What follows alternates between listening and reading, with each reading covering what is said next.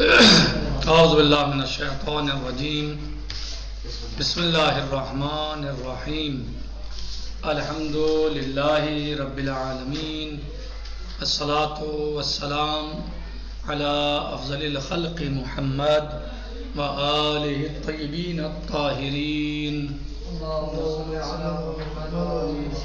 وعجل فرجہم۔ ہماری گفتگو چل رہی تھی اس سے قبل کلمہ اجتہاد اور استنباط کے بارے میں۔ اجتہاد کے بارے میں بتایا تھا کہ ماخوذ ہے جہد سے، پھر ہم نے کلمہ استنباط کی بات کی، کلمہ استنباط کے کیا معنی ہے۔ آج ہم گفتگو کرتے ہیں اجتہاد اصطلاحی معنی میں یا علماء کی اصطلاح میں اجتہاد کے کیا معنی ہوتے ہیں، اجتہاد کیا معنی رکھتا ہے، اور اجتہاد کسے کہا جاتا ہے اصطلاح علماء میں۔ کہتے ہیں بل اجتہاد فی اصطلاح العلماء عبارت، کہتے ہیں اجتہاد اصطلاح علماء میں عبارت ہے ان تحصیل الحجہ علی الاحکام الشرعیہ الفرعیہ۔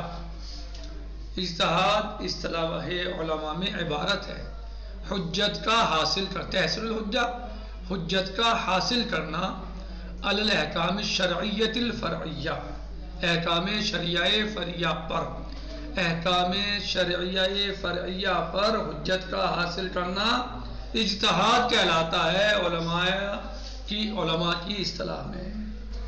علماء کی اصطلاح میں کیا معنی ہے، کیا مطلب ہے اجتہاد کا؟ یعنی احکام شرعیہ پر حجت کا حاصل کرنا، احکام شرعیہ فرعیہ پر حجت کا حاصل کرنا، یہ اجتہاد کہلاتا ہے علماء کی اصطلاح میں۔ تقید الاحکام الشرعیہ بالفرعیہ۔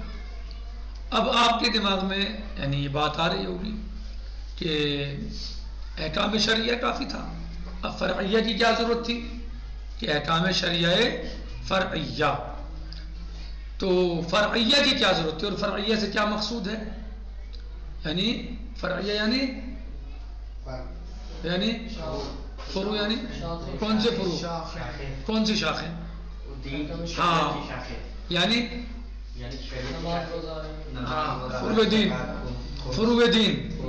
یعنی فرعیہ کہہ کر یا فرعیہ کی قید لگا کر اصول دین کو خارج کر دیا، فرعیہ کہہ کر احکام شرعیہ فرعیہ کہہ کر اصول دین کو خارج کر دیا اور صرف فروع دین کی بات کی ہے۔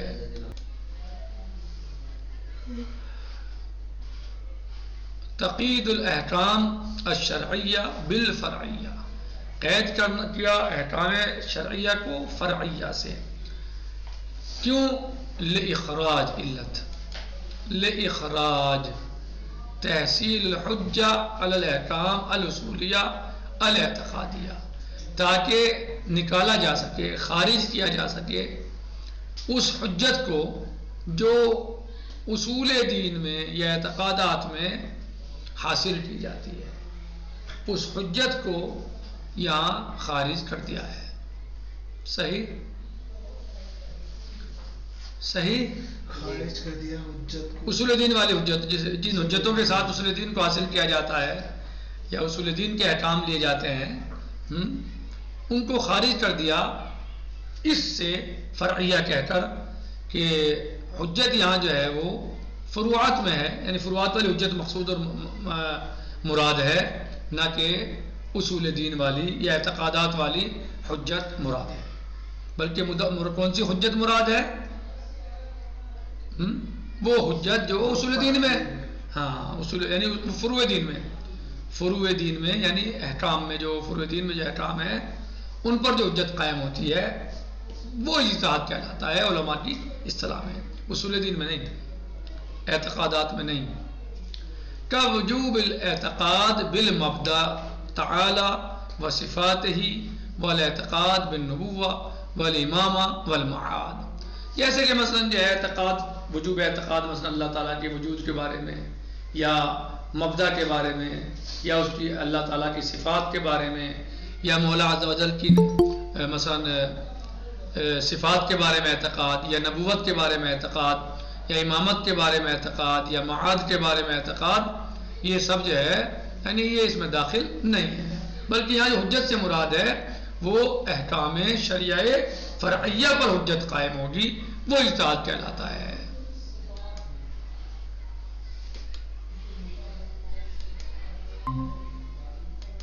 وہ اجتہاد کہلاتا ہے۔ اجتہاد باقی تمام احکام میں یعنی عقائد والے احکام میں حجت قائم کرنے کا نام اجتہاد نہیں ہے علماء کی اصطلاح میں۔ فتحصیل الدلیل علی تلک الاحکام، پس دلیل کا حاصل کرنا ان احکام میں، کما یتمکن منہ عامۃ الناس غالباً، جیسا کہ مثلا جو ہے وہ متمکن ہے اس سے بہت سارے لوگ غالباً، لا یسمى اجتہادا فی المصطلح، اصطلاح علماء یا فقہاء میں اسے اجتہاد نہیں کہا جاتا، بلکہ اجتہاد کہا جاتا ہے اس حجت کا قائم کرنا کہ جو احکام شرعیہ فرعیہ کے لیے ہوتی ہے، ان حجتوں کو اس حجت کو قائم کرنے کا نام یا اس حجت کے قائم کرنے کو اجتہاد کہا جاتا ہے اصطلاح علماء اور فقہاء میں۔ علماء کی اصطلاح میں اجتہاد کیا معنی رکھتا ہے؟ اجتہاد کے کیا معنی ہیں؟ علماء کی اصطلاح میں اجتہاد کسے کہتے ہیں؟ تو آج کے درس میں ہم نے یہی پڑھا کہ اجتہاد جو ہے علماء کے یہاں، علماء کی اصطلاحات میں کس معنی میں ہوتا ہے؟ عبارتن، وہ عبارت ہے کس چیز سے؟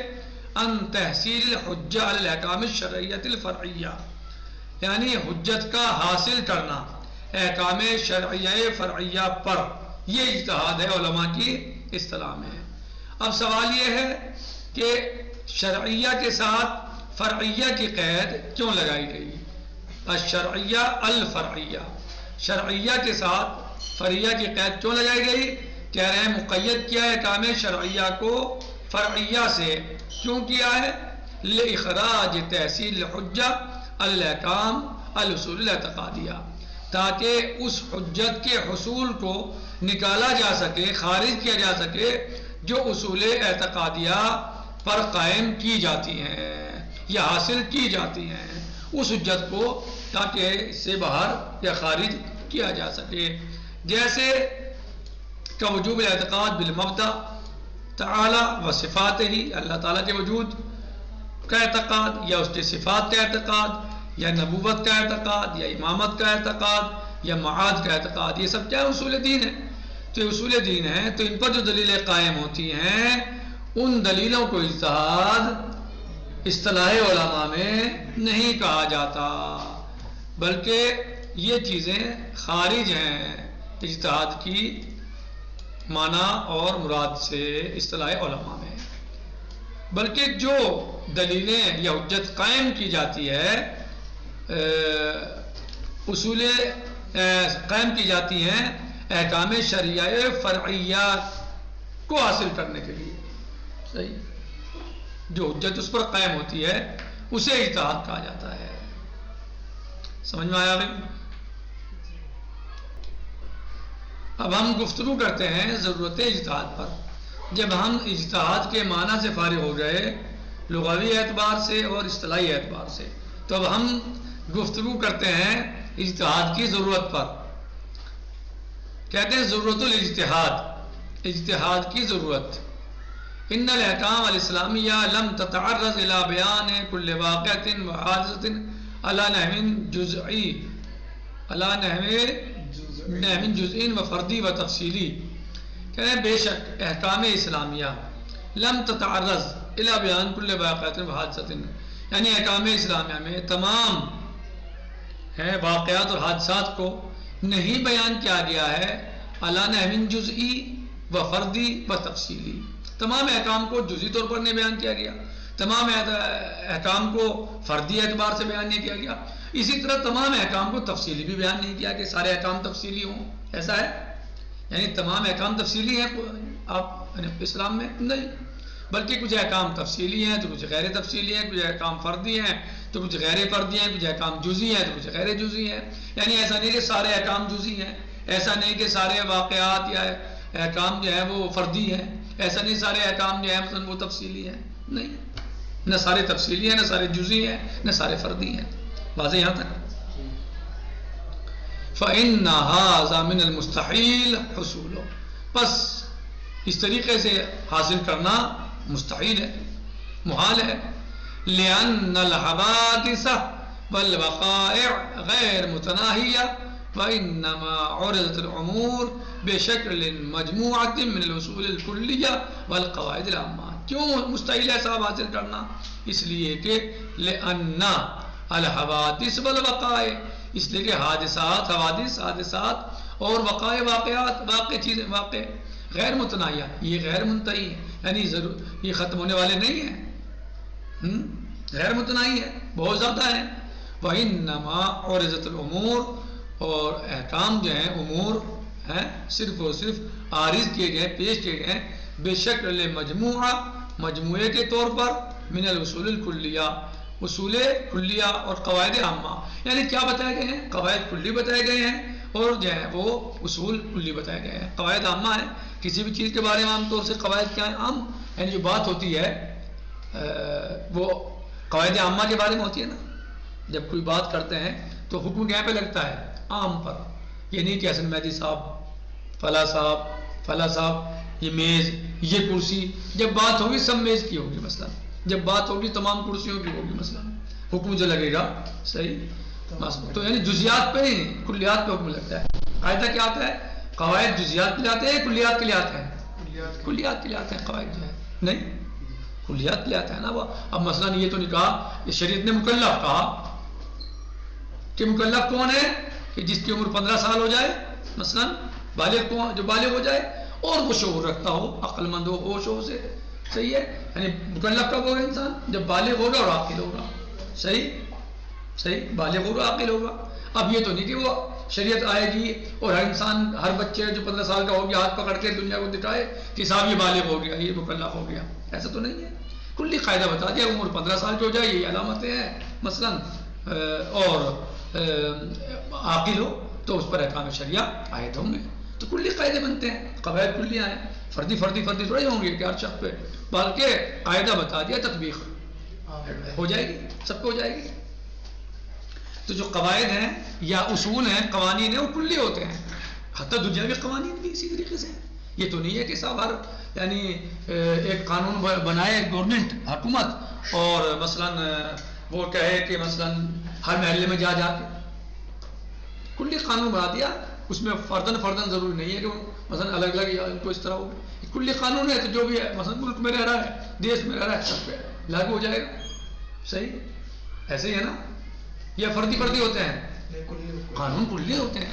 جو مثلا نوٹ بندی ہوئی تو ایسا تو نہیں کہ مثلا جس کے پاس تھوڑے پیسے تھے مثلا ان کو بدلنا ضروری ہے، جن کے پاس زیادہ ہے وہ نہ بدلیں. ایسا تو نہیں ہے، بلکہ سب کو بدلنا تھا. یا اور بھی کوئی قانون، کوئی بھی قانون ہے، دستور ہے کسی بھی دیش میں، کسی بھی ملک میں، تو وہ سب کے لیے ہوتا ہے، عام ہوتا ہے، عام اس پر عمل ہوتا ہے. فعلی الفقیہ الذی یروم بیان حکم حادثہ او مسئلہ او یرجع الی المصادر المعتبرہ لیعطی رأیہ فیہا بعد ملاحظۃ جمیع جوانبہا. بس فقیہ کے اوپر بھی یہی ہے کہ جب وہ کسی حکم کو یا کسی معاملے کو، کسی مسئلے کو بیان کرے تو پلٹتا ہے، یا مثلا سمجھنا چاہے تو کیا کرتا ہے؟ پلٹتا ہے الی المصادر المعتبرہ، مصادر معتبرہ کی طرف. کیوں؟ لیعطی رأیہ فیہا، تاکہ وہ اس مسئلے میں، اس حکم میں، اس حادثے میں رائے دے سکے. بعد ملاحظت جمیع جوانبہا، کب؟ جب وہ تمام جوانب کو ملاحظہ کر لے، تمام جوانب کو سمجھ لے. یعنی پہلے سمجھے گا، اس کے بعد جو ہے وہ مثلا پھر جو ہے وہ رائے دے گا. وہ مراجعہ کرے گا، پلٹے گا، رجوع کرے گا الی المصادر المعتبرہ، مصادر معتبرہ کی طرف. لیعطی رأیہ، تاکہ وہ اپنی رائے دے سکے. فیہا، فی حاضر مسئلہ، یا فی حاضر حادثہ، یا فی حکم حاضر حادثہ. بعد ملاحظت جمیع جوانبہا، اس کے تمام جوانب پر غور و خوض کرنے کے بعد، ملاحظہ کرنے کے بعد، تمام اطراف میں، یعنی جوانب یعنی ہر اعتبار سے غور و خوض اور ملاحظہ کرنے کے بعد. ومن هنا كان التفقه مساويا للفهم العميق والدقيق والشامل. اور اس یہاں سے ہم نتیجہ نکالیں گے یا ہم سمجھیں گے کہ تفقه مساوی ہے. تفقه مساوی ہے یعنی برابر ہے للفهم العميق، فہم عمیق کے یعنی گہرائی کے ساتھ، دقت کے ساتھ سمجھنے کے، وہ دقیق اور دقیق یعنی دقت کے ساتھ سمجھنے کے، وہ شامل اور شامل ہے تمام جو ہے وہ جوانب کو. یعنی جو فقہ تفقہ ہے وہ مساوی ہے فہم عمیق کے اور دقیق کے اور شامل ہے. ٹھیک ہے، اور شمول کے یعنی وہ بھی شامل ہے ہر چیز کو، یعنی جو اس میں داخل ہوں گے ان سب کو شامل ہوگا. اور دقت کے ساتھ سمجھنا اور عمق کے ساتھ، گہرائی کے ساتھ اور دوربینی کے ساتھ اس کو سمجھنا اور جاننا. نکتفی علی ھذا المقدار، باقی غدن سے جی انشاءاللہ. آج ہم نے اجتہاد کی تعریف اصطلاحی طور پر پڑھی کہ علماء یعنی اصطلاح علماء میں اجتہاد کے کیا معنی ہے، اجتہاد کسے کہا جاتا ہے علماء کی اصطلاح میں، اور دوسرے ہم نے پڑھا ضرورت اجتہاد کے بارے میں. والحمدللہ رب العالمین، والسلام علیکم ورحمۃ اللہ وبرکاتہ، فی امان اللہ.